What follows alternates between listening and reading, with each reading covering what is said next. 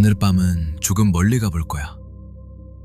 워싱턴의 어느 건물 앞에서 시작해서 1970년대 미국의 거리, 1979년의 어느 회의실, 그리고 다시 지금의 연준 앞으로 돌아올 거야.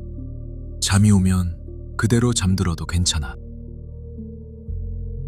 워싱턴의 밤이야. 백악관에서 그리 멀지 않은 곳에 낮은 조명 아래 조용히 서 있는 건물이 하나 있어. 사람들은 이 건물이 돈을 찍는다고 생각하기도 해. 그런데 사실 이 건물은 돈을 찍지 않아. 이 건물이 하는 일은 돈의 가격을 정하는 거야. 돈의 가격. 그게 바로 금리야. 이 건물의 이름은 연방준비제도, 줄여서 연준이라고 불러. 금리가 움직이면 시장이 움직여. 시장이 움직이면 누군가의 하루도 움직이지. 서울의 어느 주유소 가격표가 흔들리고, 인천의 어느 전세 계약서 금액이 다시 쓰이고, 누군가의 카드 명세서 끝자리가 바뀌어. 멀리 있는 건물 하나가 우리 책상 위까지 닿는 거야. 그래서 오늘은 이 문장 하나를 마음에 두고 듣자. 금리는 숫자가 아니야. 세계가 돈을 믿는 방식이야. 금리를 거대한 손잡이라고 생각해봐. 연준의 회의실 한가운데에 무거운 다이얼이 하나 놓여 있어. 손잡이를 돌리는 데에는 힘이 들고, 한 번 돌리면 그 진동이 아주 멀리까지 퍼져. 손잡이를 낮추면 돈은 밖으로 나와. 대출이 싸지고, 사람들이 집을 사고, 회사들이 빚을 내서 공장을 짓고, 시장은 뜨거워져. 손잡이를 올리면 돈은 다시 돌아가. 대출이 비싸지고 투자가 줄고, 채권으로 돈이 모이고, 시장은 조금씩 식어. 금리는 돈의 온도야. 그리고 그 온도는 미국 안에만 머물지 않아.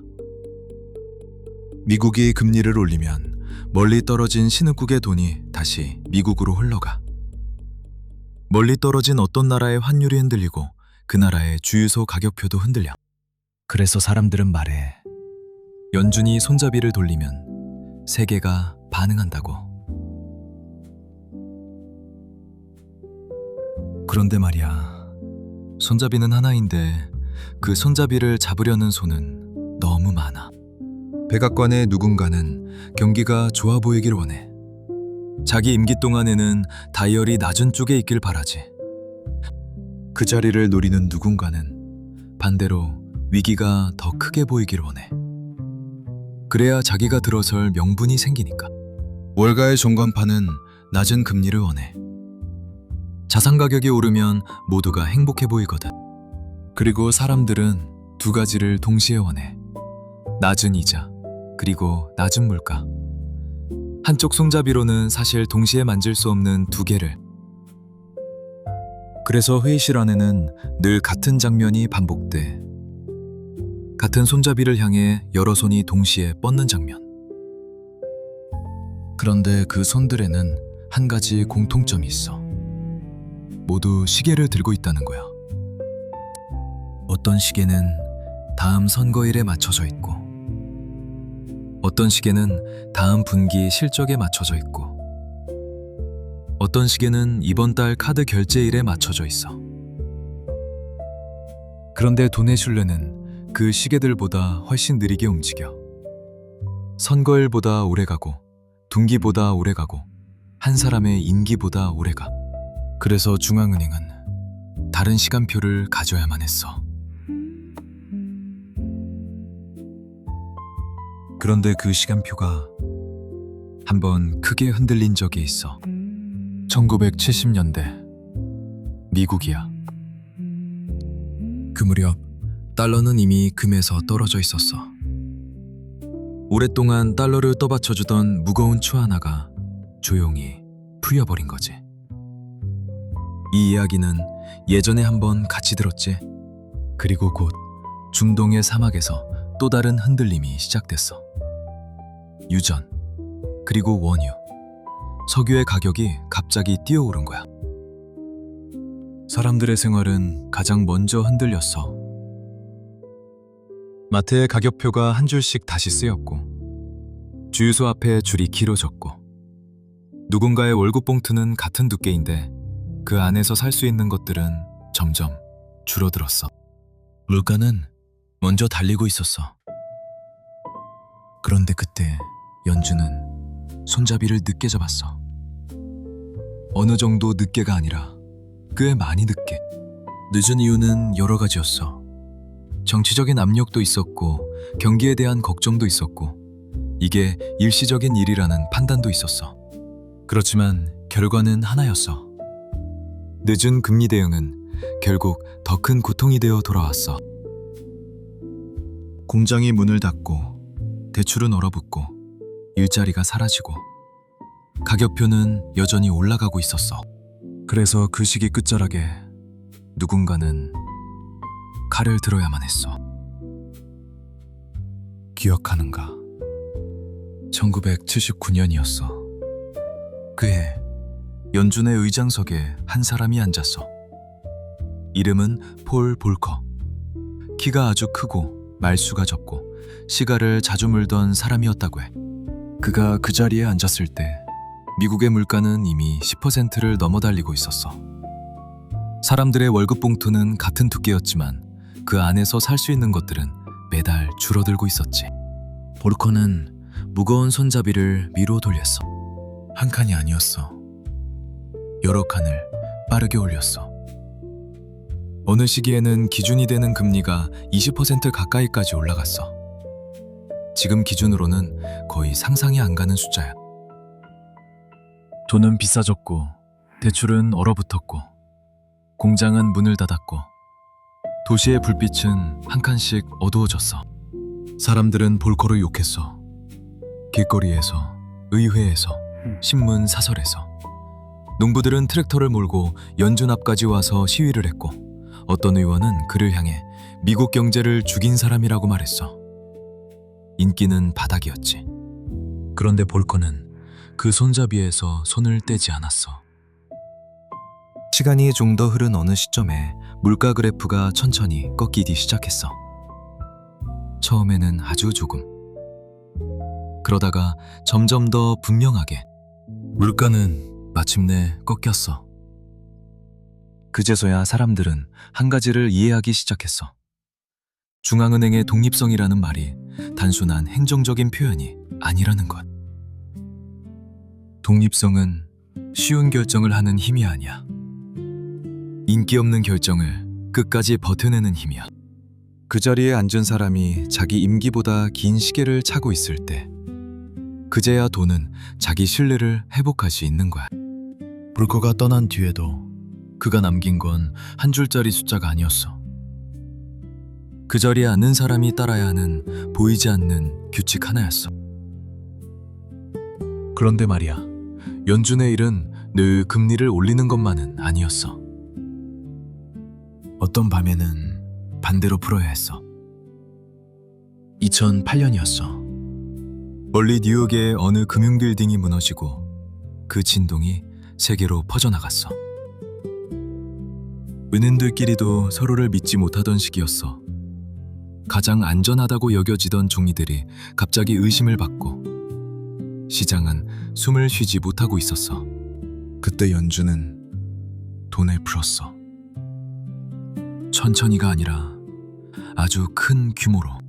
시장은 다시 숨을 쉬기 시작했어.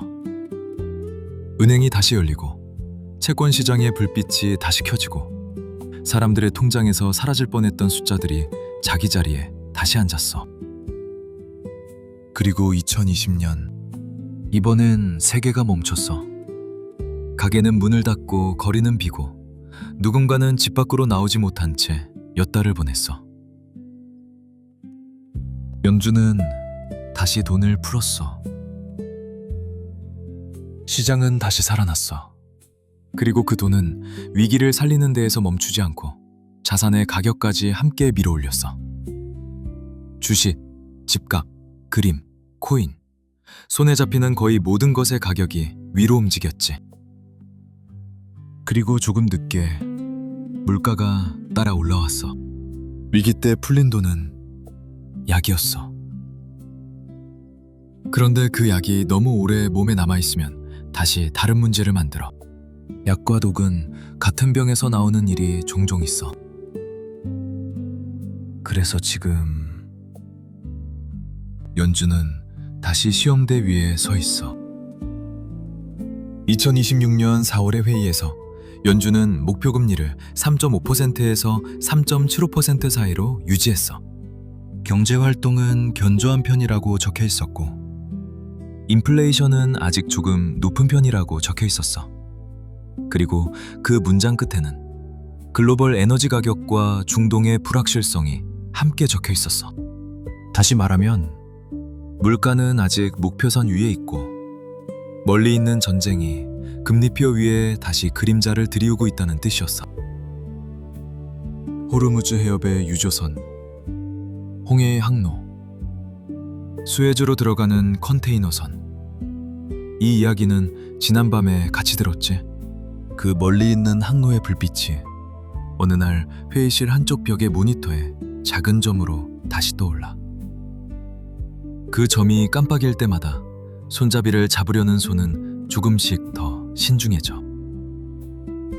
그래서 연주는 쉽게 움직이지 않았어. 손잡이를 더 올리지도 더 내리지도 않고 그 자리에 그대로 두는 선택을 했어. 그 자리 바깥에서는 여러 손이 여전히 손잡이를 향해 뻗어 있었고, 박수와 비난이 동시에 쏟아지고 있었지. 그렇지만 지금 그 자리에 필요한 건 박수가 아니라 판단이었어. 지금의 질문은 사실 이런 거야. 경기를 얼마나 빨리 띄울 것인가가 아니라 돈의 신뢰를 얼마나 오래 지킬 수 있는가. 자, 여기까지 오면서 우리가 본 것들은 사실 따로 떨어진 사건들이 아니었어. 천천히 하나씩 되짚어 볼게. 자장가처럼 들어도 돼. 잠이 오면 그대로 잠들어도 괜찮아. 어차피 이건 우리가 이미 함께 본 풍경들이니까. 첫 번째 밤에는 대공황을 같이 봤지. 1929년 뉴욕의 어느 거래소에서 종이가 팔럭이고 사람들이 창밖으로 뛰어내리고, 그 다음 날부터 항구가 멈추고 공장의 굴뚝이 꺼지고 무료 급식소 앞에 줄이 길어지던 장면. 우리는 그 밤에 한 가지를 봤어. 시장에 대한 믿음이 한번 무너지면 세계가 얼마나 빠르게 닫힐 수 있는지, 그리고 그 닫힌 세계를 다시 여는 데에는 얼마나 긴 시간이 필요한지. 두 번째 밤에는 미국 뉴햄프셔의 어느 호텔로 갔어. 브레턴 우즈라는 이름의 작은 마을이었지. 2차 세계대전이 거의 끝나가던 무렵 44개국의 대표들이 한 회의장에 모였어. 그 자리에서 달러는 처음으로 다른 나라들의 약속 위에 올라갔어. 금에 묶인 달러, 그리고 그 달러에 묶인 세 개의 통화대. 그 밤에 우리는 한 문장을 같이 마음에 두었어. 미국은 자기 돈을 세계의 기준으로 만들었다. 그 한 줄이 그 뒤로 수십 년 동안 세계가 움직이는 방식을 결정했어. 세 번째 밤에는 사막으로 갔어. 중동의 어느 유전이었어. 1973년 그리고 1979년 두 번의 석유파동. 유전의 밸브가 한쪽으로 살짝 잠기자 지구 반대편의 주유소 앞에 줄이 생기고 마트의 가격표가 한 줄씩 다시 쓰였어. 우리는 그 밤에 알게 됐어. 에너지는 돈의 가치를 흔들 수 있는 힘이라는 걸.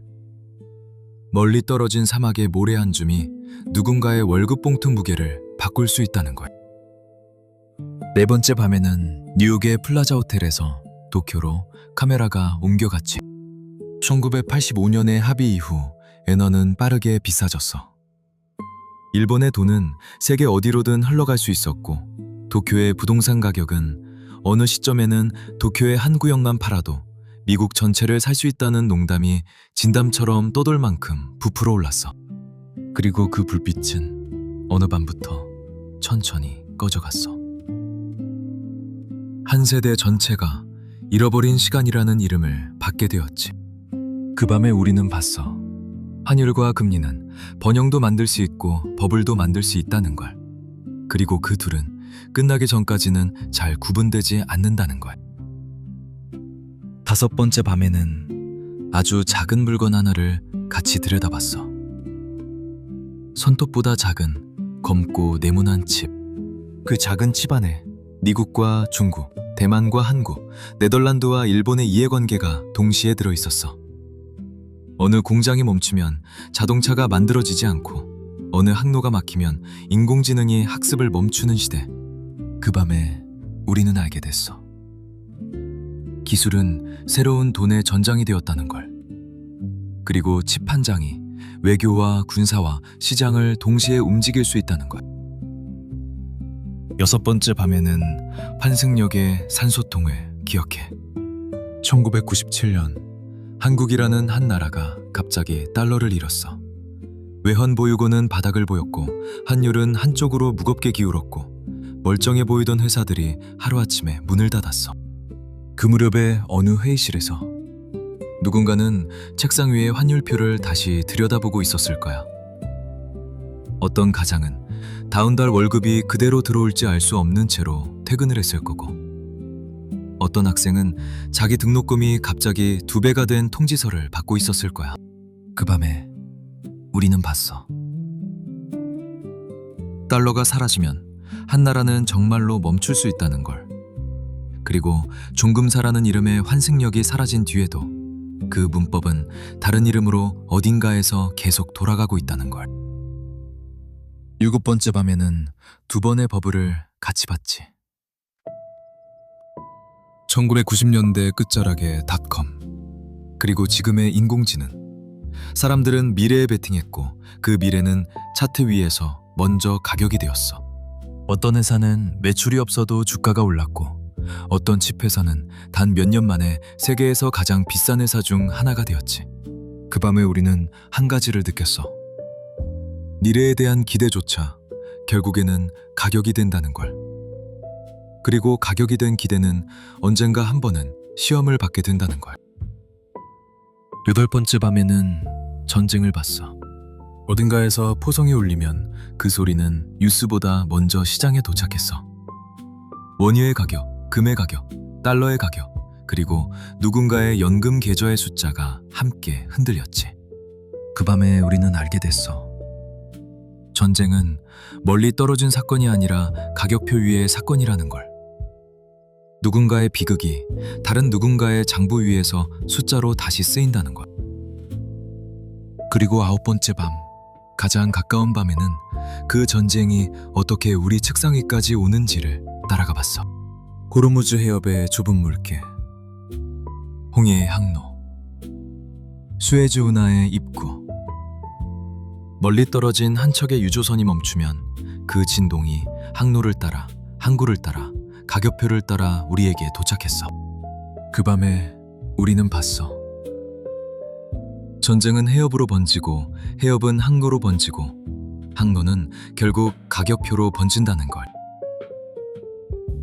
이 9개의 밤은 처음에는 따로따로 흘러가는 강처럼 보였어. 시간도 다르고 무대도 다르고 등장하는 사람도 달랐지. 그런데 멀리서 보면 이 강들은 모두 같은 바다로 흘러가고 있었어. 공항도, 달러도, 에너지도, 환율도, 기술도, 외환 위기도, 버블도, 전쟁도, 해역도. 마지막에는 모두 돈의 신뢰라는 한 자리로 돌아오고 있었어. 그리고 그 신뢰의 마지막 자리에 오늘 밤에 그 건물이 서 있었던 거야. 돈을 찍지 않지만 돈의 가격을 정하는 곳. 모두가 같은 손잡이를 잡으려고 손을 뻗을 때 마지막에 그 손잡이 뒤에 서 있는 기둥. 그게 연준이라는 자리였어. 우리가 시즌 하나 동안 따라온 이야기는 어쩌면 이 한 문장으로 모이는지도 몰라. 세계가 어떤 모양으로 흔들리든 마지막에는 누가 돈의 신뢰를 지키고 있는가? 그 질문 하나로. 그렇다면 이제 질문은 하나만 남아. 그 달러 질서 안에서 한국은 어디에 있었을까? 우리가 지금까지 본 세계의 사건들은 한국 땅 위에서는 조금씩 다르게 보였을 거야. 같은 1970년대의 물가 충격도 미국의 거리에서 보던 것과 부산 어느 항구에서 보던 것은 달랐을 거고,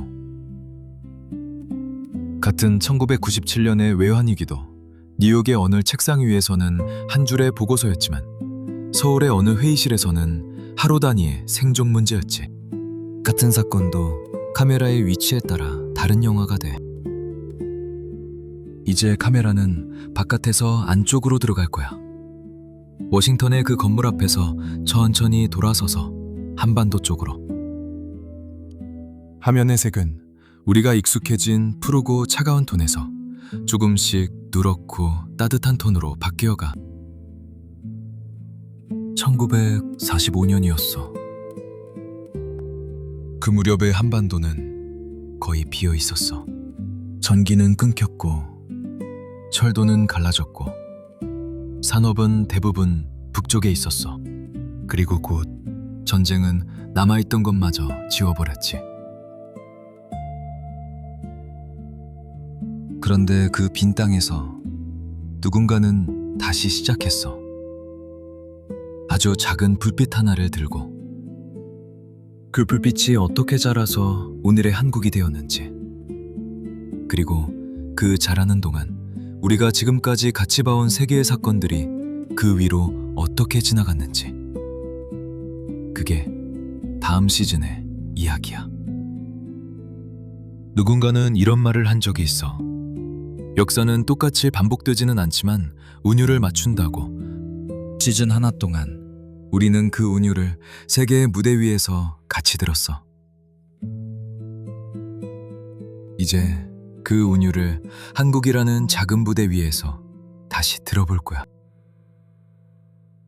그 신뢰의 바깥에서 누군가는 자기 이름의 돈을 처음 만들고 있었어.